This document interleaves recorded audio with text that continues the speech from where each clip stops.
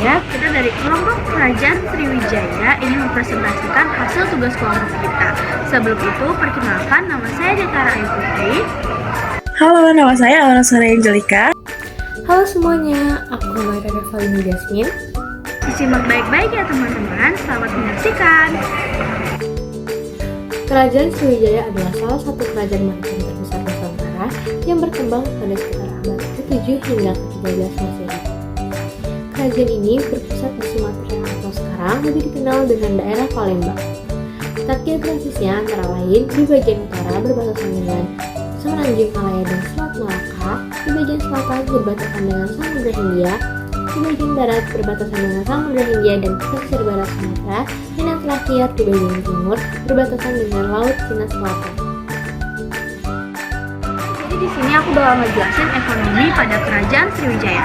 Ekonomi Kerajaan Sriwijaya adalah ekonomi yang kuat dan maju.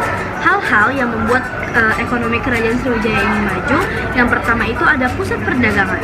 Sriwijaya adalah pusat perdagangan yang strategis, terletak di jalur perdagangan laut antara India dan Tiongkok.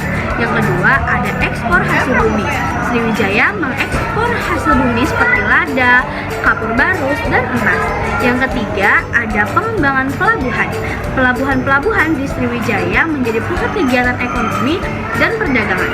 Yang keempat ada kerjasama dengan negara lain.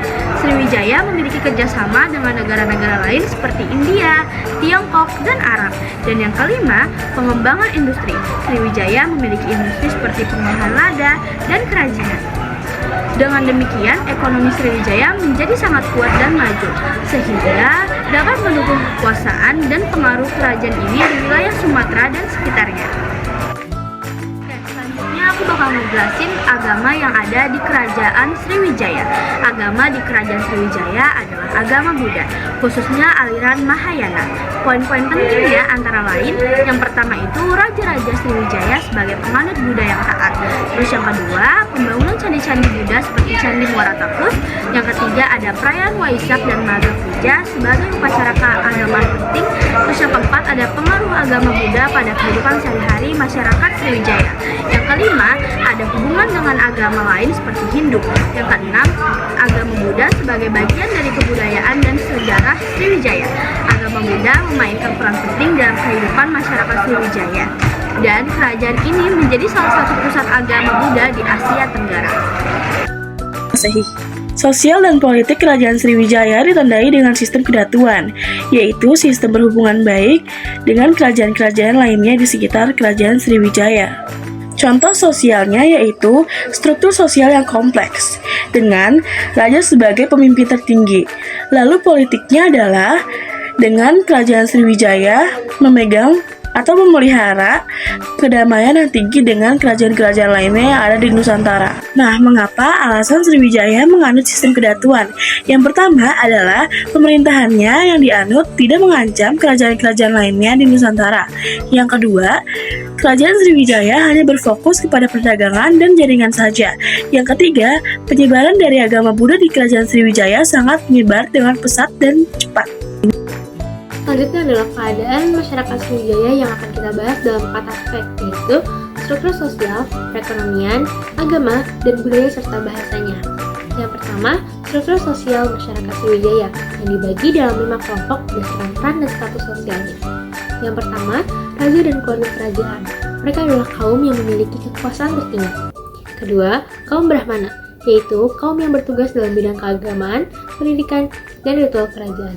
Yang ketiga, kaum pedagang. Kaum pedagang menjadi kelompok penting karena Sriwijaya adalah kerajaan maritim yang bergantung pada perdagangan internasional. Yang keempat, petani dan nelayan. Petani dan nelayan adalah mayoritas penduduk yang bekerja di sektor pertanian dan perikanan untuk memenuhi kebutuhan mereka. Dan yang terakhir, buruh dan budak, yaitu sebagian masyarakat yang bekerja sebagai buruh kasar atau budak yang membantu dalam perdagangan, pertanian, dan perdagangan. Aspek yang kedua yaitu kehidupan ekonomi. Sriwijaya menjadi pusat perdagangan maritim dengan mengontrol jalur perdagangan utama antara India dan Cina melalui Selat Malaka.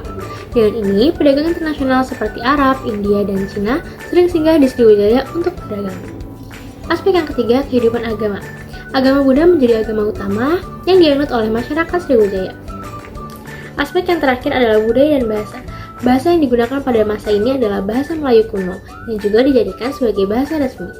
Untuk kebudayaan yang berkembang yaitu seni dan sastra yang dibuat dalam bentuk pahatan, relief, dan prasasti. Ini saya akan menjelaskan tentang bukti peninggalan Kerajaan Sriwijaya.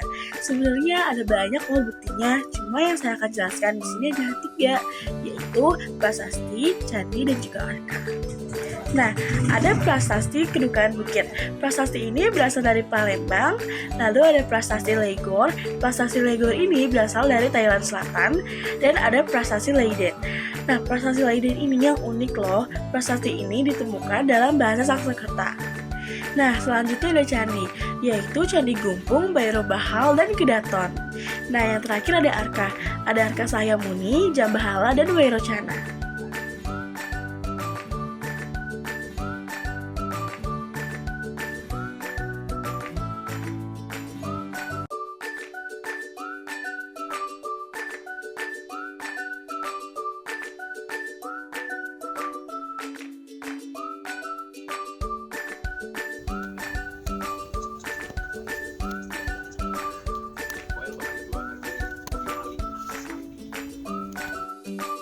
Sekian dari presentasi kelompok kita. Kurang lebihnya mohon maaf. Wassalamualaikum warahmatullahi wabarakatuh.